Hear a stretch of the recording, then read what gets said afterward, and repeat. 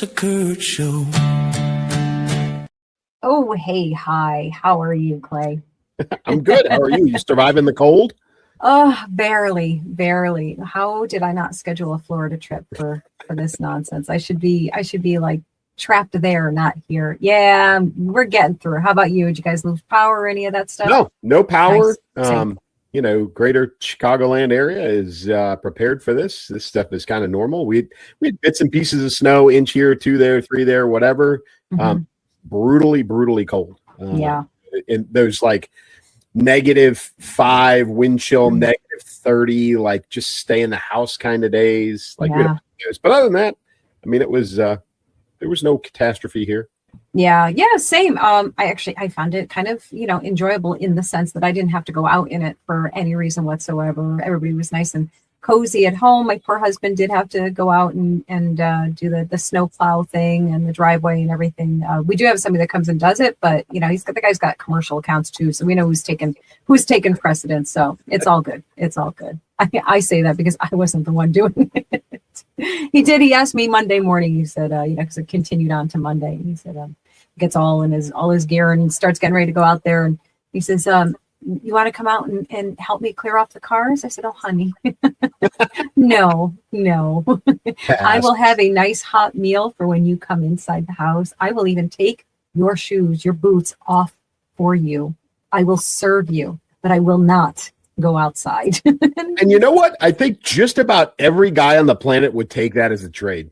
Right? Seriously. Like, I mean, that's totally fair. Like, listen, I'm not going to be sitting inside just chilling and, having a party, watching TV and doing whatever. I'm going to make sure you're all taken care of, my friend. So, yeah, you yes. come into a hot bowl of stew or chili or soup or something like that. Oh, Yes. absolutely. I'd take that and trade every time. Right? Absolutely. Yeah, so sure. he agreed that was a very, very fair exchange. And, so it was all good. Everybody plays their role and everybody's happy. I mean, I don't know if he was necessarily happy about it, but he was agreeable to it all because he's a good man. All you can ask. Good man. Oh my goodness. Well, my guys, it's just the two of us here. We got a great show ahead for you. We got a whole bunch of topics to talk about, lots going on. What else is new? But we will bring it all to you. Right. I wish I'd planned that better. I skipped over to a spot here, but whatever, guys, it's all good. Anyhow, we're going to be starting up right after this. Every week brings another headline, another outrage, another crisis, another apology. But the real story isn't what just happened. It's why the same things keep happening again and again. This show isn't about chasing the news. It's about understanding the patterns shaping our culture, the consequences they leave behind, and how we can stop being pawns in the social political games. Together, Elsa Kurt and Clay Novak slow it down, connect the dots, and tell the truth. No spin, no theater, and no apologies. Welcome to the show. It's funny. I gotta throw this in real quick before we get started. A year or two ago, if that had happened, that I had one of those moments where things weren't just going as smoothly as I anticipated for them to go. I would have felt like this wave of panic, like, oh no, something didn't work right. And I got to be honest, don't you just feel so casual now? It's like, so hey guys, technology doesn't work sometimes. And last week was one of those cases. Our show didn't air when it was supposed to because our streaming software. Not blaming them. Things happen, glitches happen, especially lately, a lot of glitches on all kinds of fronts. Something happened and it didn't air. And I was home sick in bed. Clay was cheating on me with another podcast. I got a last minute request to jump in with another podcast that I've been on a few times, and they just do it's cops and soldiers, and we all sit on and we tell stories, and it's a good time. And so they asked me to pop on and fill in last week at the same time our show aired. And so I did what I did. I came downstairs to my little space and jumped on with those guys and had a good time. And, and the next morning I checked social media and I was like, what happened? I checked Facebook and I didn't see anything. And then I checked YouTube and I didn't see anything. And I texted Elsa and I said, hey, I don't know if our show went on last night. And you told me you were homesick in bed, and lo and behold, the show never went on. Nope, it did not. So sorry, guys. Listen, I apologize. like things just happen. And, listen, I don't think the world stopped turning because one podcast show did not air at their scheduled time. But I know our committed, wonderful fan base, friend base. I hate saying fans and I hate saying followers because it just sounds, I don't know. But anyhow, thank you guys for being patient with us and hanging out the next day when we did air it. So yeah, so we're not going to have that problem this time. I decline that problem.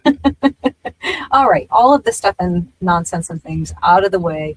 I guess it's pretty much a given that we're going to be talking about this right off the bat. This is obviously a huge ongoing conversation with lots of repercussions and conversations happening about it. An ICE raid targeting an illegal immigrant with a violent history who fled turned deadly when agents fatally shot Alex Preddy, a 37-year-old VA ICU nurse in Minneapolis. Again, Minneapolis. Sparking massive protests, surprise, surprise, and a federal probe into whether it was an accidental discharge or excessive force or justified or so many ors. And we already know one side is saying this, another side is saying that. Then there's people in the middle that are doing the logical thing and saying, hang on, let's wait until we get the whole picture here, the whole thing, and let's use a little bit of discernment and common sense and reason and all of those things. And guess where Clay and I come into the picture? Right there, kind of in that middle ground. I don't know about you, Clay. I definitely have a lean toward where my perspective is. Certainly, I think that's normal and natural. My lean to, of course, is that I have a hard time calling Preddy a victim. He put himself, again, like Renee Good, put himself in a situation that he had no business being in. His actions and choices were deliberate and combative, and things you just, as someone with an ounce of sense, you just do not do. So his behavior and his actions were illegal. They were impeding. He had everybody's making a big point that he's a legal carry, gun holder. He's legal. He had a permit and all that stuff. He didn't, to the best of our knowledge at this point in time, as of right now, we still are under the impression, you correct me if I'm wrong, Clay, that he did not declare at the time that he was armed, that he had a weapon, which is something that you are required to do. It's just comments. My goodness, even if you weren't required by law to let agent know, a police officer know that you are armed, it's just common sense too. Like, it's common sense. So yeah, go on with this. So you go ahead, Clay. Yeah. So up front, folks, multiple things can be true at the same time. Mm-hmm. And I think this is probably my biggest problem with this entire incident is that both sides of this, whether you're, pro Preddy or if you're pro, federal law enforcement, DHS, there are too many people that are going straight black and white. Right. Don't listen. Alex Preddy dying is a tragedy. I don't care what side of the aisle you're on. Okay. It's tragedy. It is an avoidable incident for a number of reasons, and avoidable on both sides. Avoidable, like you said, Elsa, he made some decisions that got him there, just like Renee Good. And we talked about that last week. There were some circumstances and an interaction between him and the ICE agents that could have been, truthfully, handled differently. Mm-hmm. Right? That led to him being shot. There are two, agents right now who have been suspended pending investigation. As you know, as an LEO wife, anytime there's a shooting by a law enforcement officer, almost every single time, immediate suspension pending investigation, right? That is normal procedure. It is not a statement of guilt. However, you've got two guys sitting at home who are wondering if they're going to be criminally charged, if at a minimum their career is over, if they're going to be stigmatized, if their family is at risk. There's a lot of things going on for those two individuals, which truthfully is also tragic, right? Yeah. Yeah. Some people will say without any remorse, without any sympathy, that they get what they deserve. And on the flip side, if you were of the opposing viewpoint, you said, well, Alex Preddy got what he deserved, then there would be this explosion and people would be at each other's throats, and then nobody would be speaking rationally about what happened. And I think that is our biggest problem at this point. I think unlike the Renee Good incident, which in a very short period of time we had plenty of video evidence of exactly what happened. And Right. even a lot of people who had an opinion initially that she was completely innocent and blah, blah, blah, blah. If they were rational and they saw the film footage within 12 to 24 hours, they looked at it and said, yeah, she hit him with the van. And everybody the whole situation kind of ratcheted down. Unfortunately, this situation doesn't have that. The video footage that's out there is cell phone footage. It's grainy. It's from multiple angles. It's been modified. I've seen multiple AI modifications of this. And people don't have a clear picture of exactly what happened, exactly the timing of the shots, etc. Right. There are a lot of holes in this, like you said. Alex Preddy, and listen, folks, I'm a concealed carry holder. I've had a concealed carry permit in multiple states. I've taken multiple courses in multiple states to get certified. Okay. There are, and every state is different, but I did look up the Minnesota statutes, and I will tell you that Alex Preddy, by not having his concealed carry permit on his person, was in violation of the law, right? That is one of the number one things they tell you in every concealed carry course. If you get your license, you have to have it on you. Two, he didn't have a second form of government issued identification on him, right? Because he is following the rules of the agitators, which they tell all of these people are told, don't carry any identification on you. Yeah. There's two things. Third, anytime you're approached by a law enforcement officer, and again, folks, state to state, some states, you don't have to declare, right? If I'm a concealed carry holder in certain states and I get pulled over by the police and I've got a gun on me or in my vehicle, I don't have to tell them unless they ask, right? Some states, you have to. You are bound to declare. He chose not to declare, which he was well within his rights to do. But again, rational people are few and far between on this issue. I think you and I also are looking at this rationally. I think we both lean towards this is a tragedy that could have been avoided by better choices by a whole bunch of people, but there are still so much information that we don't know at this time. And I'll be honest with you, and I'm, you probably do too. I've got family and friends that are way on the opposite side of this. And the reaction to this is it's Charlie Kirk like in the sense of the visceral reaction that people are having as this thing has happened. So I would just ask everybody, try to remain rational as this thing unfolds, please. And I've seen grown responsible adults. I've seen retired general officers from the military step in the middle of this with an opinion that they have no right to do. Yeah. And again, it's one of those, I'm general retired so-and-so. Like I trying know to, the things. yeah. Okay, sir. Says that Go. All right.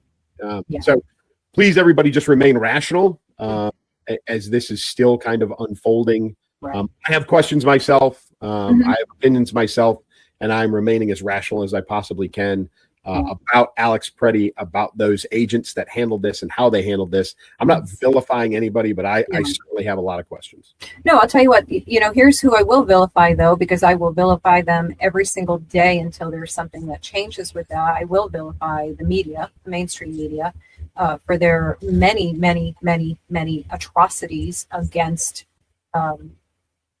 the entire country, the world, basically, for, just inciting and encouraging this type of divisive POVs, on all of this. And instead of calling for this, what we're doing here, which is saying, take a step back, take a pause. And, I really like what you said that, several things can be true at once. And, and that is, this is a case of exactly that. Many things can be true at the same exact time in this case. I do have the video, and I have to tell you, I watched this multiple times. I don't think I'm going to play the whole thing. I'm just going to play a portion of it here, just to give, if anybody has not seen it, just to give you an idea of the chaotic scene that was happening here. So here's this. You got multiple people here. This person's dragging that person. Somebody's blowing a damn whistle. People are yelling and arguing, all that stuff. Somebody yells, gun, gun, gun. I'll stop it here. You get the idea. Somebody at some point yells, gun, gun, gun. And, exactly what you think would happen in that moment with that level of heightened awareness, adrenaline, all of the things that are going on in this moment. And the moment that you hear gun, that's a reactive moment right there. There's, several people like slowed it down and, are claiming, I can't tell anything. I'll be honest with you. I cannot tell anything that's happening there. And I've watched it several times. It's just none of it is very clear to me, to be perfectly honest. It does appear that it looks like Freddie is reaching to his back pocket. Could he be trying to get purchase or to push somebody away? Is he reaching for a gun? All we know after the fact is that he did have a weapon. So, just terrible, terrible, terrible decisions. Good intentions or not, in his mind, in anyone's mind who's doing the things that they're doing, I know that they truly believe that what they are doing is noble and right, and they're just wrong. Yeah, like you said, so there, the press is at fault in this in many cases because they're using that inflammatory language, right? I've seen executed or execution multiple times. Mm-hmm. That is a blatant misapplication of that word, and it brings a specific connotation for people as they read it, right? Alex Preddy was executed by right ICE agents or BPS, right? That is a connotation that is horribly untrue, right? That is not what happened there. And so you've got people using that type of language, which are passing judgment, and they're trying to shape the narrative of what happened. That is a significant problem. You can ask yourself the question, because I know the word helper, he was just there to help. He was there to, okay. So I'll play a little bit of a game, right? He is a VA, ER, right? Or ICU nurse, nurse, highly trained medical person, right?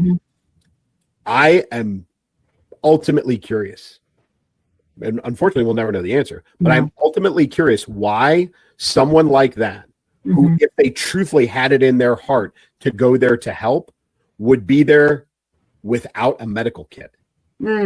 Why in the world would someone with that training choose a gun versus a first aid kit? Right. Okay. And this is I'm sorry, right? Go ahead. Listen, I carry both, to be honest with you. And I'm not a medic. I've got, combat medical training. I can stop bleeding. I can put on a tourniquet. I can, pack some gauze and stop some bleeding. But I actually carry two just in my truck, right? One I can grab and go, one that's a little more for cuts and scrapes and burns kind of stuff. But like he chose as an ICU nurse to go to something like this with a gun and not an aid kit, right? Yeah. So that begs some questions right there. Again, we'll never know why, unfortunately, because he's dead. Yeah.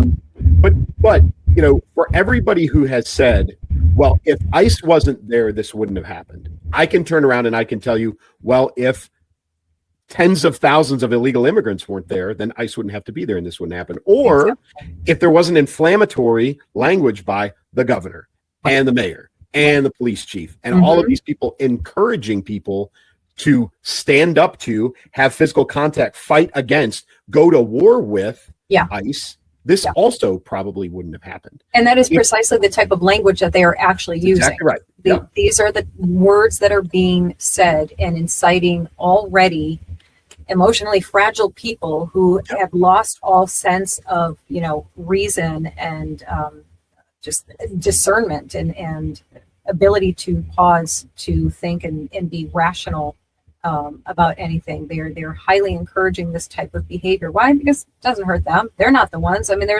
see the one with the walls literally standing behind his gate, telling the people, the crowd to whatever he was yelling at them to do. But, from the safety of behind his gated home, the irony of that is just, it should be mind-blowing to anyone and everyone.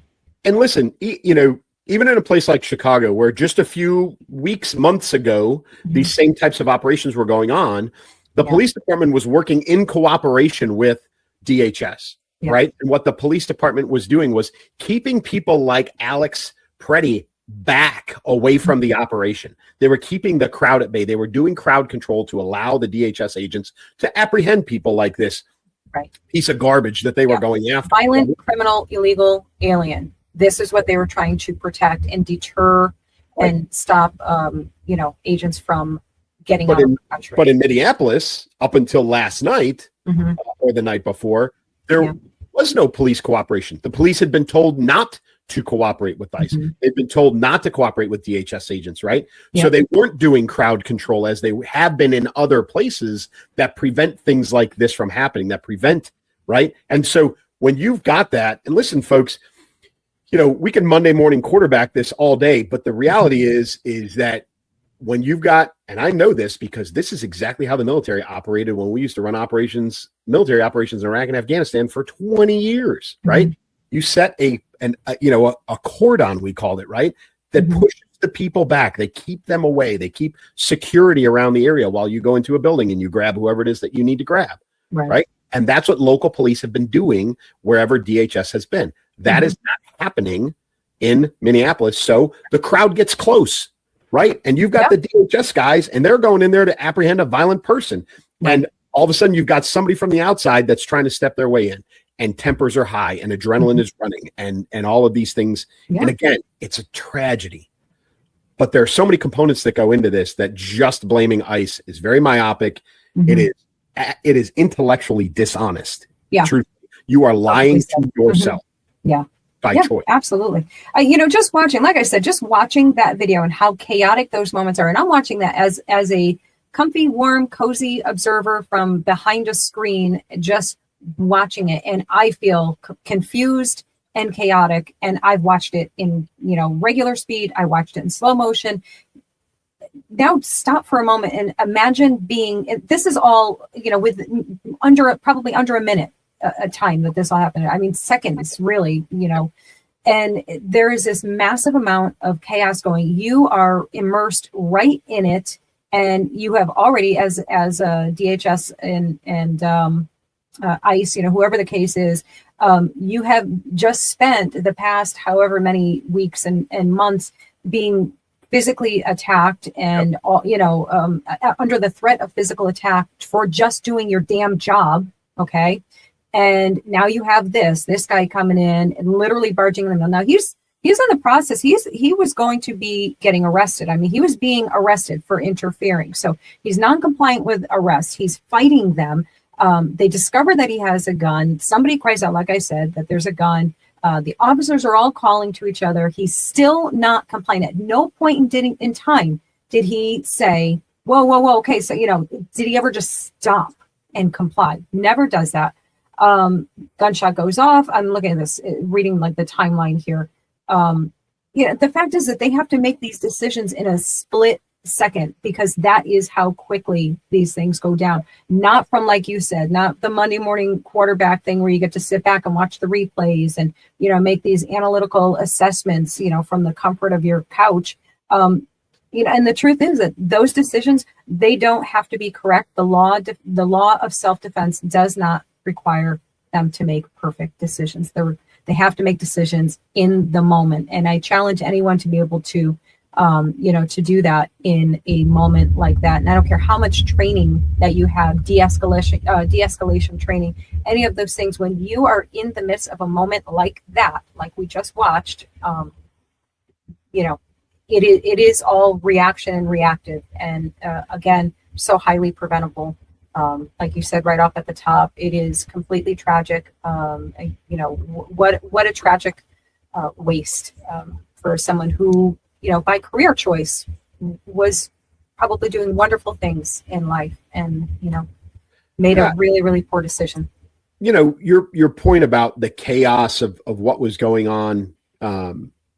I'll tell you, unless you've been in a gunfight before, it is, I have a hard time with people who criticize, any law enforcement officer, any military member, anybody who's in a real live life or death chaotic situation like that. And then you roll back the clock and you sit there and you make judgment on them. But I will also tell you that every single one of those situations is different, Mhm. right? Every life and death situation that every one of those agents has ever been in has been different, right? Right. I can promise you those 6 guys, 5 or 6 agents that were attempting to arrest him, Mhm. had never been 5 or 6 guys trying to arrest one person Yeah. at the same time before, right? Right. So Right. they're all right. This is not, 6 guys who live and breathe and work and they're shoulder to shoulder together. They're never more than 5 feet apart, 24 hours a day, 7 days a week, 365, and have done this Mhm. 60, 70, 80 times in training. I can promise you that specific chaotic incident is the first time that has happened to those 6 guys as a collective. Mhm. Right. And so again, level of training is, I won't say it's irrelevant, but there's another set of variables that go into that. And folks, again, I'm not making excuses, but I'm trying to provide some rational thought to this. As it went, it is tragic. If it turns out that one of those agents acted irresponsibly, acted in, outside of the SOPs and whatever training that they have, and they were in the wrong, I'll be the first person to say, okay, they found what happened and they're holding somebody accountable, and that's good. We just don't know right now. No. So, you and I, Elsa, we can go back and forth on this thing for another hour if we really want to. Easily. And I'll tell you, the last thing I do want to say on it, though, is, as with every single one of these things, your timeline, your social media timeline gets flooded with all of these memes and fake reports and quotes. There was one that I right away just put into a search to find out the validity, which was that the parents, I don't know if you saw that one, that his parents, were, there was like a big long thing, and actually only one thing turned out to be true about it, but basically the parents were, he was fired from his job, and that he's a cross-dresser or something, and that, all of these crazy things, and the parents were very upset with him and disowned him because he chose to do this.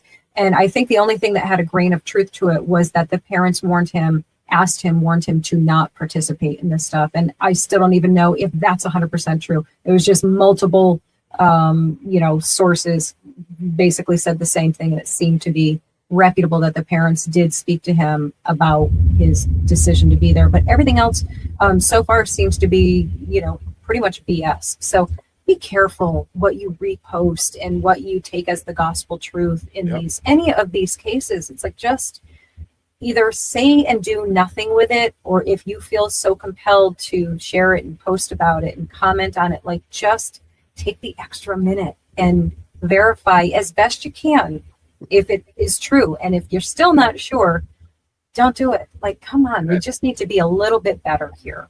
Preferably a lot bit better. Right? Oh, we can move. I mean, this also, everything just kind of, a lot of this ties right in. Let's move right into this. You brought this up, Clay, as I've mentioned in the past, Clay is our topic guru, and he picks them, and I am so thrilled that he does that for me, for us.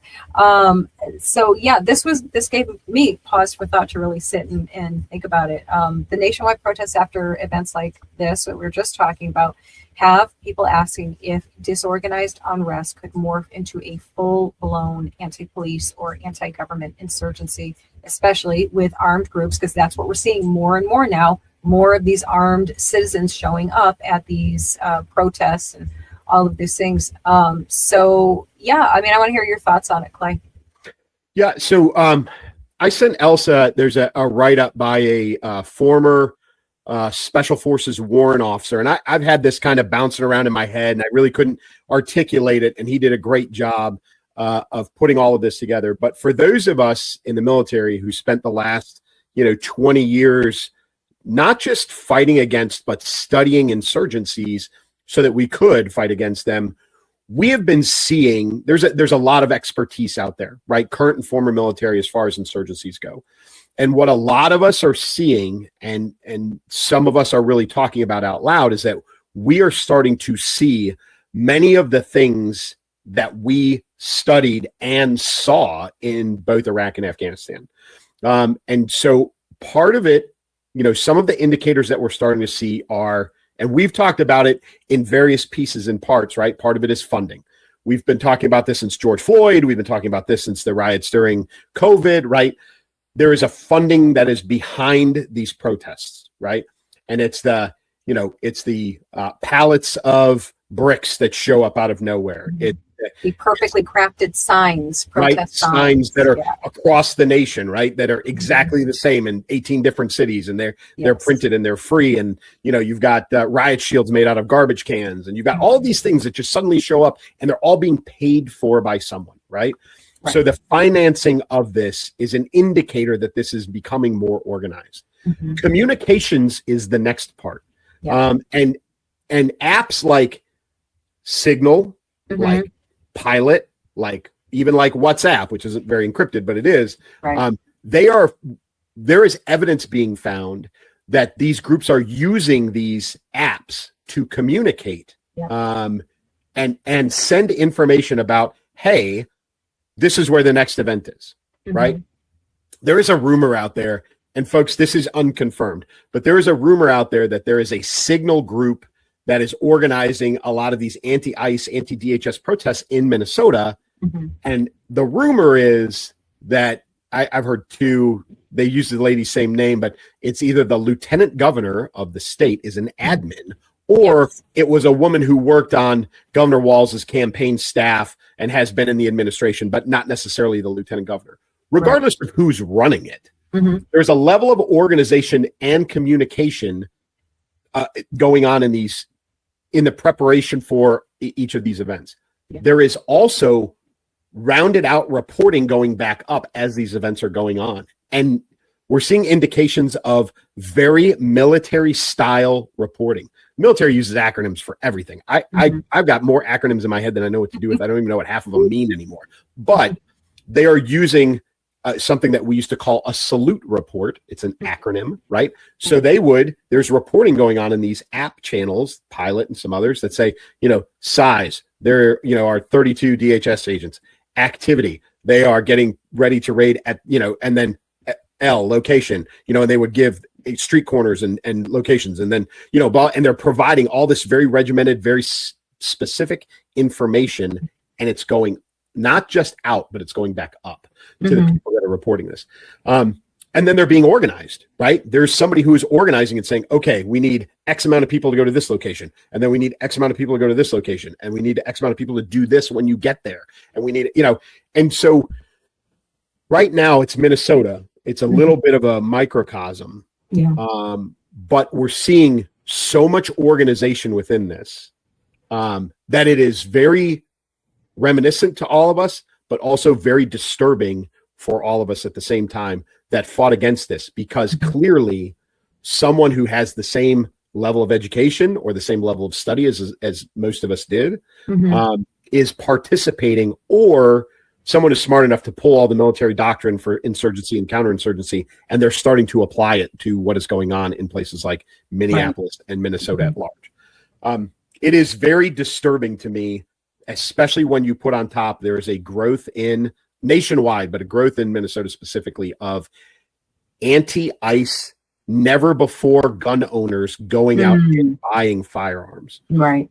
Second Amendment, I'm all on board with it. If you want to buy a gun, I recommend you go get some training. You go do all the things that you're supposed to do. But the scary part is that if you take that and you put it on top of this potential insurgency that's brewing up there, now a pushing and shoving and throwing bricks and bottles of ice at DHS and police officers turns into legitimate firefight, and then we have a significant problem. But the biggest problem is that there is no one fighting against this locally. Governor Walz, Minneapolis Police Department, they are not participating in the efforts to find out who this is, to use their local contacts, to really gain any intelligence or information so that this can be at least analyzed and taken apart. And it's very, very frightening. Yeah, it is. And it feels like that state is like the test ground for everything that they want to do nationally. Like, doesn't it feel like everything is there right now? It hard, right? It feels very, very familiar to me specifically because when I was in Baghdad in 2009, our area of operations was actually one of those areas. There was a terrorist organization called Kata'ib Hezbollah who used to use my battalion's area to test new IEDs, new detonations, all kinds of things. It was a test area. We would see things one time. We couldn't even come up with a way to counteract it because we'd never see it again. Right? They would use a new detonation system to set things off. They would use new technology. They would use new, whatever it was. We would see all the one-offs. It was all an experimental area, and it was very, very frustrating because we couldn't do a lot about it. Yeah. And that's what this feels like with Minneapolis. And so I had a discussion with somebody yesterday or the day before, because there is discussions about pull everybody out, pull DHS out, shut everything down, pull everybody out. Even Megyn Kelly, said, hey, they should tell all the illegal aliens in the United States, just go to Minneapolis, go to Minnesota, and pull all of DHS out. And just tell them, be like, hey, any other state, you're going to get arrested, you're going to go to jail, but if you go to Minneapolis, you're fine. And just send them all up there. I actually think there's value in potentially pulling DHS out, giving everybody a breather, and then going and running these operations in another location. And then see if they can monitor, pick up, find any evidence of those same insurgency tactics being used in another location, and then see if they can figure out who's behind it. But it is all very, very scary. It's very, it's disturbing. Yeah, it is. It is. And, obviously we'll keep watching it. But, as we're talking, literally the whole time we're talking, so my mind works in mysterious ways, but one of the things that I always do, my default setting is to always go almost immediately to, how do we fix the problem? How do we fix this? How do you correct this? How do you right this, ship? And of course it needs to be done pretty quickly. So I obviously don't have the answers to that. And I'm putting you on the spot and wondering if you have any thoughts on how that could be done. And I know, I don't think I'm so special to be the only person thinking about solutions here. I know that. And I know the higher up, that the powers that be are, I would hope at least discussing this very same topic. But from our layman's perspective, what are your thoughts? Well, I think a couple of things need to happen. One, there's got to be the anti-police sentiment across the United States has to be overcome. And I say overcome and not ignore. There's a reason, rational or not, there's a reason for the anti-police sentiment. Okay. People feel, again, rational or not, that the police are doing wrong, whether they've been that, whether they've personal experience, seen it on TV, whatever. We've got all of these defund the police pockets all over the United States. It is what it is. I think the solution to that is community involvement. I think it is by the police. I think it is to community policing. It's truthfully what they were doing. That was the solution that was working in New York City under Mayor Giuliani. It was police on the street and interaction with people. And it's not always bad interaction with people, right? Right. Like, police should have conversations with people. All of that is good. Like, just people passing by in the street, know who lives in your neighborhood, know who's not supposed to be there. Where did that car come from? Why are you out here at 3:00 in the morning? Right. All of those things. I think that right there, community involvement by the police, supported and encouraged by politicians, I think a lot to eliminate this firebed of crap that's going on across the country. That's my personal opinion. Yeah, and I love that, and I think it's so much easier to do in small town capacity.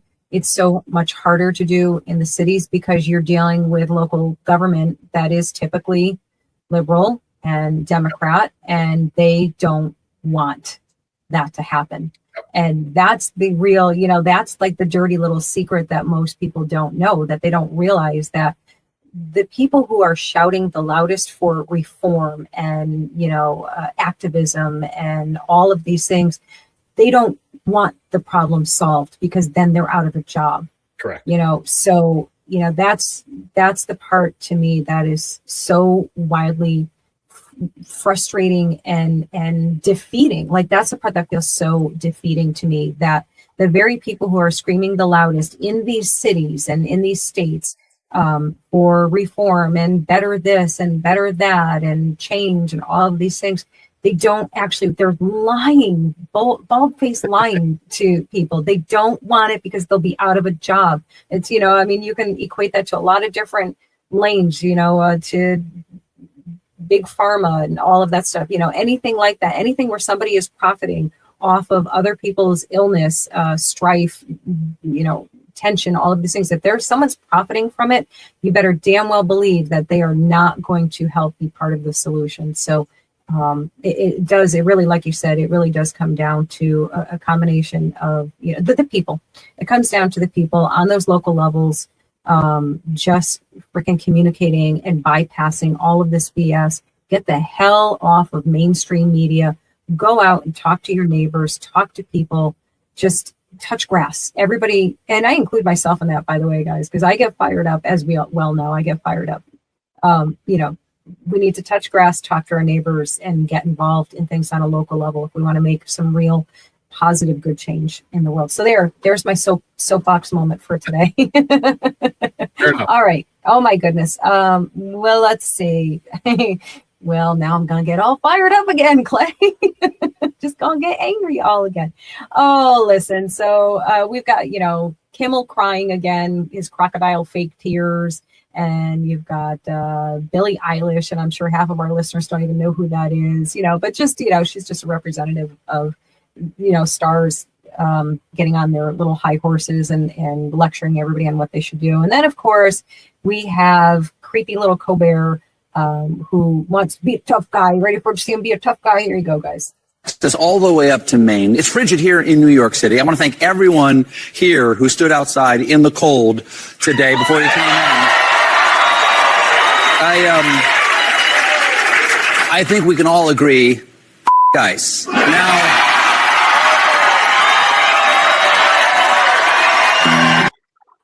oh, he's so tough with his ice. He's a big tough guy. Yeah, give me a break. I thought he was canned. When is he going away? I think it's May. I just saw a date. Today. Didn't truthfully pay all that much attention to it, but it is coming soon.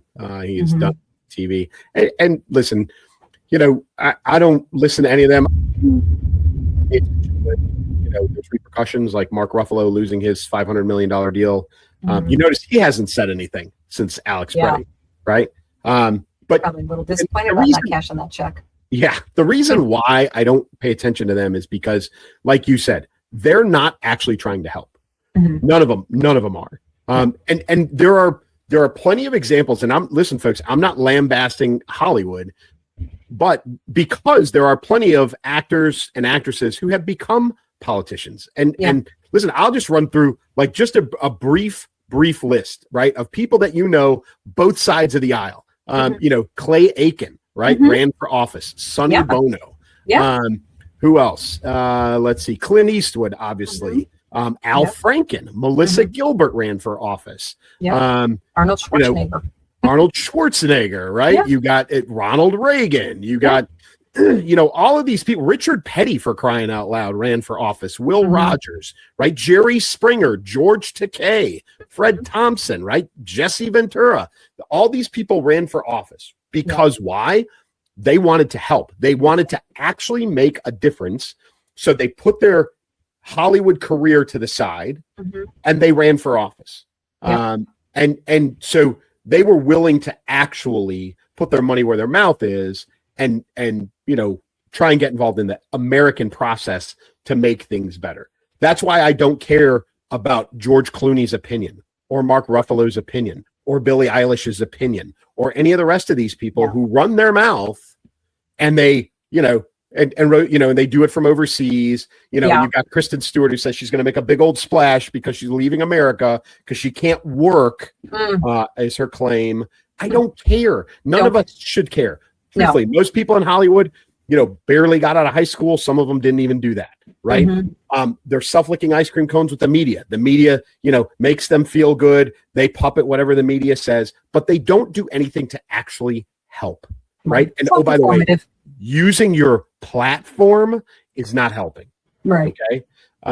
So I don't buy it. I don't like it. I don't listen to them. And I personally don't care. Period. No. And anyone that does, I seriously question your sanity. I mean, really, and I'll tell you, anytime that I see an actor or celebrity, I guess we'll say, come out as conservative. Yeah, absolutely. I do a little, mental slow clap for him, and a nice, nice, pleasantly surprised reaction. However, their statements are not, like James Woods. I'm a James Woods fan. I was a James Woods fan as an actor long before any of this, always been. So yeah, when he came out on the conservative side and was very vocal and is very vocal, I was like, oh, that's really cool. Now, is James Woods the person that I go to for all of my, political information and how I determine what I'm going to think and feel? Of course not. So for anybody to be doing that with any celebrity, whatever side of things you are on, it's like, come on now, stop being silly. They're called actors for a reason. Their job is to perform, and they perform whether it's on the stage or on the screen or off the screen. And that is a perfect example of that. How do we know? Because what are they doing besides, saying a few words and on a, black, I like their dramatic videos, their PSAs that they put out, it's always like black and white dramatic, and they like, say their line and they take turn, it's like so stupid. I've mocked them many times. They've done like spoofs of that, but where are you putting your dollars? Your millions and millions of dollars that you make off of one movie, millions of dollars just to recite some lines and evoke some emotions with people. By the way, great job not knocking the talent. I don't know if I could do it. I mean, I think maybe I could, but whatever. Most of us can't. Before people jump up and down, there is a guy who is an entertainer who decided to throw his hat in the ring and, kind of became president of the United States, and he's doing a hell of a job right now. Yes. Donald Trump is in that crowd too. No, we didn't miss him. It was kind of a 3-foot putt, and I decided not to mention him. Somebody's you're gonna. What about Trump? Yeah. How could you forget about him? Yeah, what's wrong with you? He's in there too, folks. I didn't forget about him. Yeah, calm down. But he did exactly what I'm talking about, right? Make America great again. That's what he wanted to do, right? Yeah. Does it benefit him as a real estate guy? Sure it does, right? Yeah. But he did what we want American citizens to do, right? He jumped in there, he put his money where his mouth is, and he ran and got elected twice to be president of the United States, and good for him, right?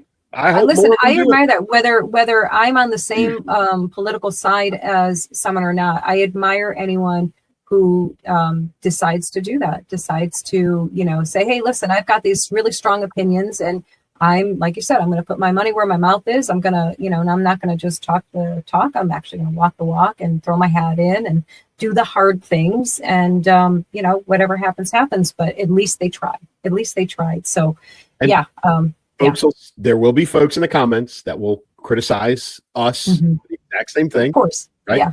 And listen, I catch it from my mom all the time. She tells me I should run for office.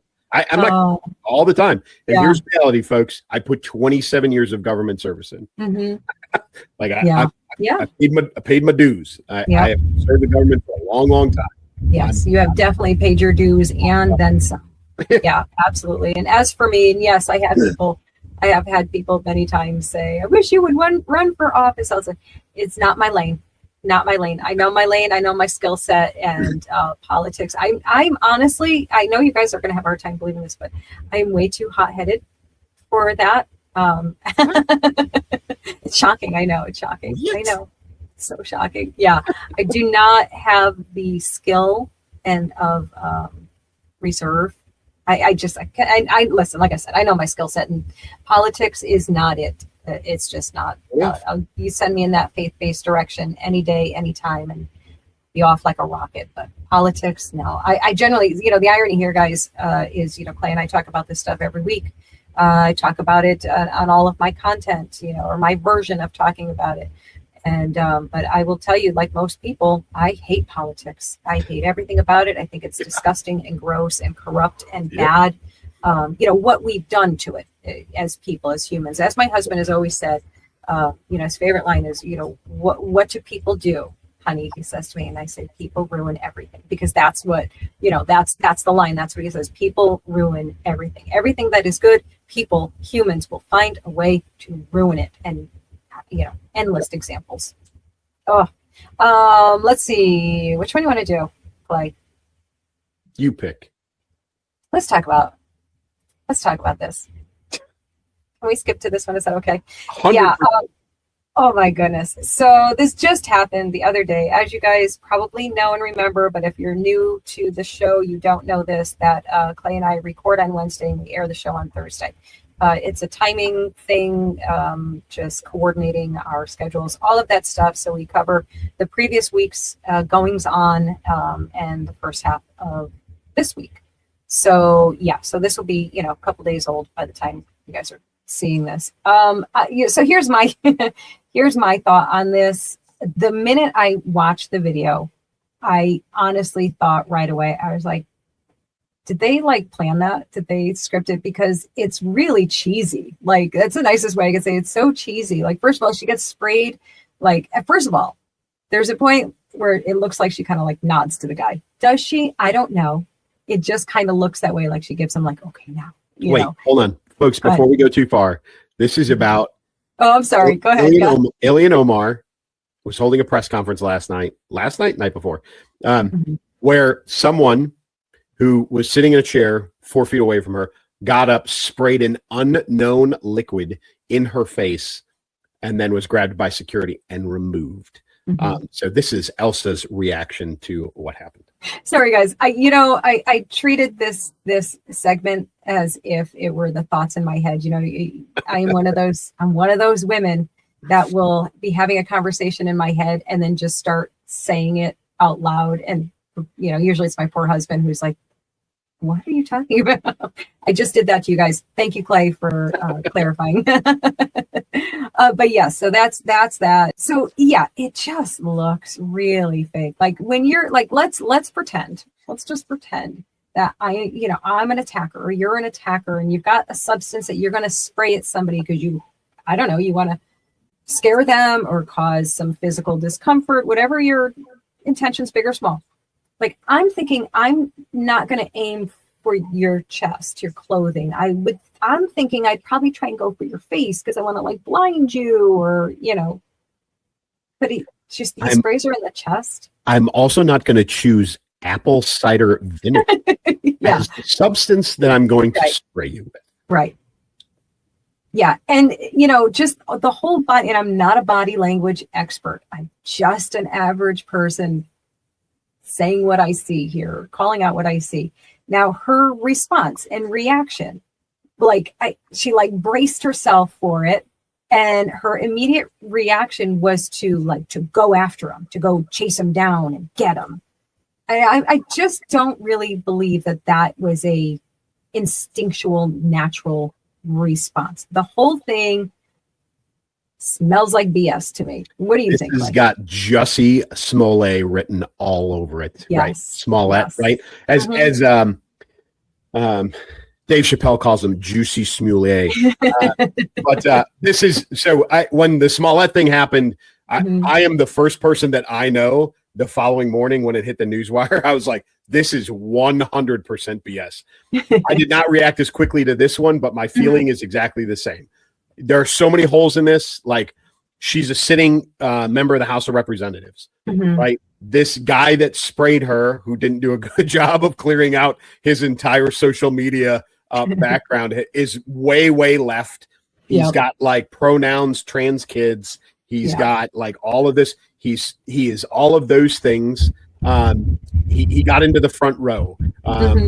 He decided to use, again, apple cider vinegar to spray her with. He was allowed to stand up and close the distance with her, spray her, and then step away from her before any of the security reacted to what was going on. Right. And by the way, very small space, right? Right. Very small space. She didn't flinch. No. She didn't shy away. She went right after him. She went and washed her face off right away. There was no concern about biohazard. There was no get her to the hospital, evacuate the room. Nobody else was cleared out of the room. She washed her face and came back and kept talking. Right. This is 100% garbage. It's so silly. It's garbage. So silly. It's so embarrassing. And with the story that they wanted to run this with is look at how violent the right is that they're attacking, because the backroom discussion had to have been listen, we're looking really bad with all these attacks, but if it looks like they're attacking us, we've got something to say here. idiots. I think this was an attempt to deflect away from them going through her finances. Oh yeah. 100%. This is again, it's Jussie Smollett. It's the exact same thing. And they are going to find very, very quickly that there was some sort of communication between this guy and someone connected with her, and it's all going to come apart and she is going to be in more legal trouble because this is a form of interference. It's a form of fraud. Like there's all of the things that are going to go on top of this, just like Smollett did, right? He got nailed because he wasted hundreds of thousands of dollars from the Chicago Police Department in the investigation. The exact same thing is going to happen because this, ladies and gentlemen, I'm calling it now. If you're not a believer, this is all BS. It's garbage. Completely. So I can't stand her and I'm embarrassed for her. Oh, that was so lame. Last thing, we're just about out of time, but we promised that we would be taking a look into that comments section to see what y'all had to say. So Clay, I didn't even ask if you pulled any up. I did pull up. I have two for us. Okay. No, you beat me to it. I mean, it's only fair. You didn't get all of our topics first. I think it's the least I could do here. So listen, I want to start with a nice one. Starting with a nice one here, Clay. And guess who it's for? Not me. It's for you. This is for anybody listening. Candy said, I do appreciate you breaking this all down so I understand what's actually going on in regards to Greenland.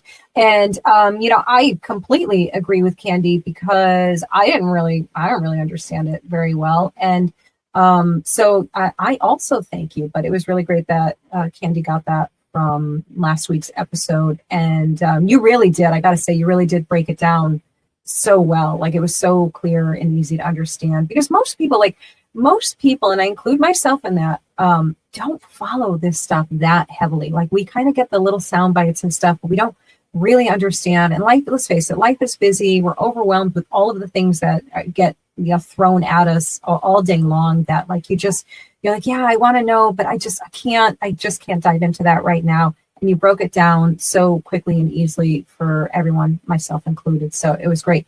My second reason for wanting to put that up there, Clay, is because, we were talking last week, man, they throw punches at you in that comment section a lot of times. So I'm like, this guy needs and I know you're tough and you can handle it just fine, but, let's give him an attaboy here. Thank you for taking my sensitive side into account. I appreciate that.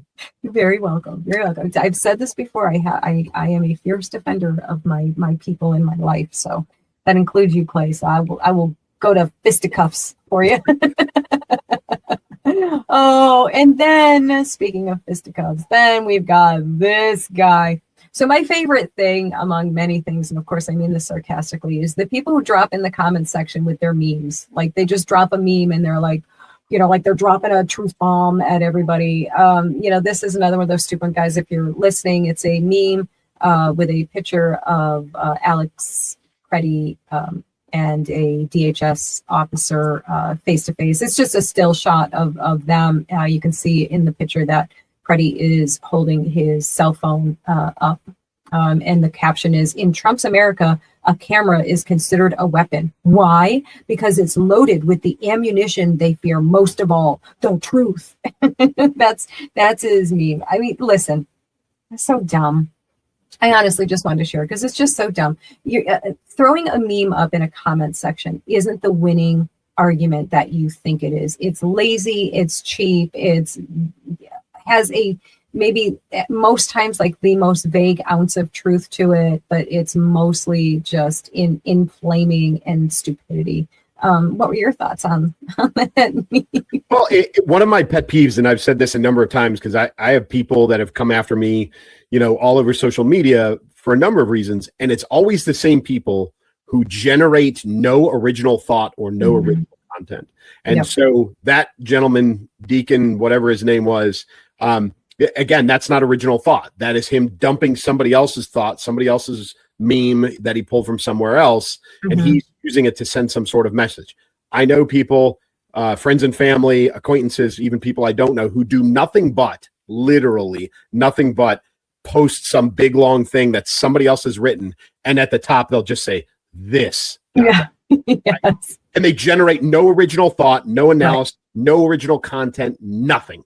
Literally, it's everything from everybody else. And it is like the number one indicator to me that you are a lemming.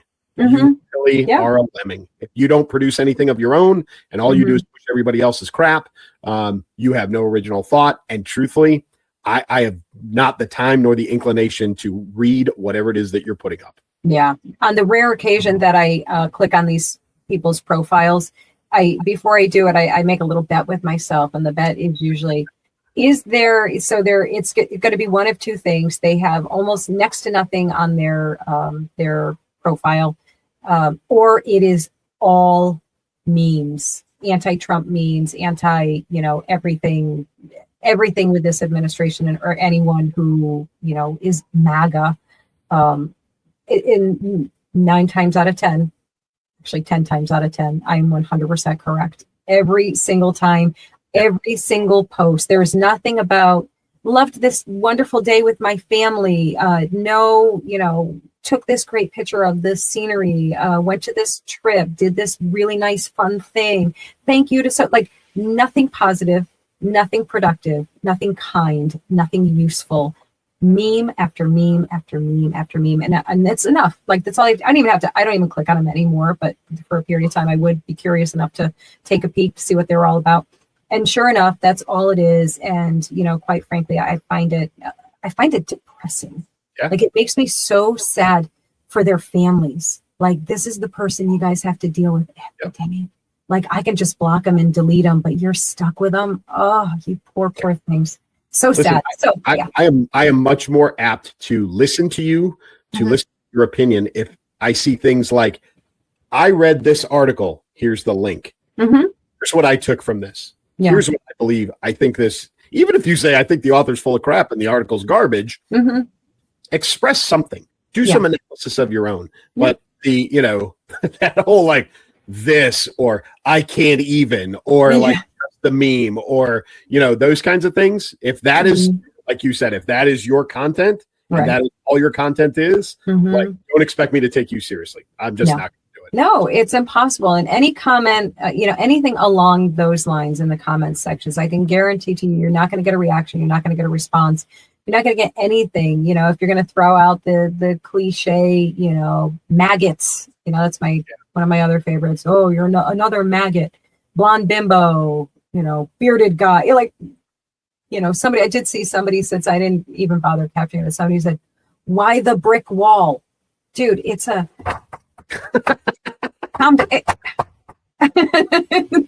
It's not a real brick wall. It's just a backdrop. Okay. I mean, I don't know. Do you want to see the soundproofing in my studio? I mean, I can do that for you if you want, but I don't want to look at soundproofing behind me. So calm down.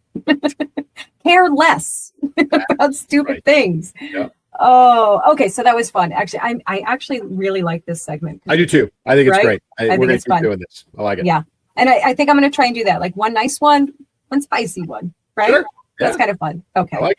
Oh my goodness, guys, that was a lot of fun. Even the tough topics, it's, when I say fun, when we're talking about tough topics, what I mean is that I like the dialogue. I like the, perspective, back and forth sharing. So, and I hope you guys enjoyed it too. Clay, I'm giving it to you to close them out. You know the deal. Hey, folks, we appreciate you. We appreciate the comments. Keep them coming. Maybe you'll get picked and get put in there next week, and we'll talk about you, and we'll put your name up there. But as always, from me, until then, keep moving, keep shooting. Take care, guys. We'll see you next time. The headlines will change by tomorrow, but the patterns won't. Thanks for spending this time with us. We'll be back to keep asking the harder questions and telling the quieter truths. Until then, stay grounded, be discerning, and we'll see you next time.